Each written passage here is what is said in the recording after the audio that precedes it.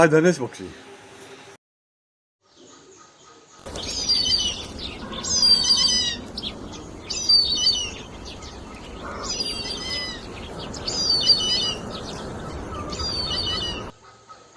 हे गरुड पक्षी ओढायला की समजा की पावसाचं आगमन आहे. घरापासून काही अंतरावर एक वटवृक्ष होतं, जवळजवळ ते 100 वर्षापूर्वीचे जुनं वटवृक्ष होतं, ते आता उकळून पडलंय. त्या ठिकाणी आता एक सागाचं झाड आणि फणसाचं झाड आहे. त्या फणसा झाडावरती ती गरुड त्यांचं नाव धनेश धनेश पक्षी आहे. आम्ही तर लहानपासून गरुड समजत होतो. ती त्या झाडावरती येऊन सायंकाळची ओरडायची.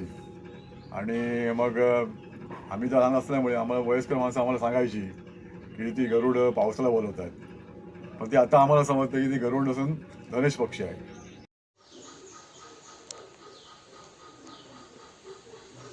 माझ्या एवढी मी तुम्हाला ते धनेश पक्षी दाखवत आहे.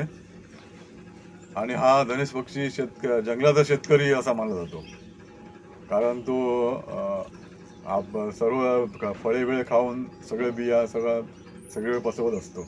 त्यामुळे त्याला तो जंगलाचा शेतकरी असं मानला जातो. सांगायचं तात्पर्य एवढंच की त्या पक्षी असून सुद्धा आपण ते 50-60 वर्ष जे आम्ही ऐकत होतो ते आता अजून पण ती पक्षी येतात आणि संध्याकाळी ते झाडावर बसून सागा झाडावरून ओढत असतात. मग त्यांनी आपली गुंजळ सोडला आणि जागा सोडली आणि गाव नाही सोडला. व्हिडिओ आवडल्यास लाईक करा, कमेंट करून सांगा आणि सबस्क्राईब करायला विसरू नका. धन्यवाद.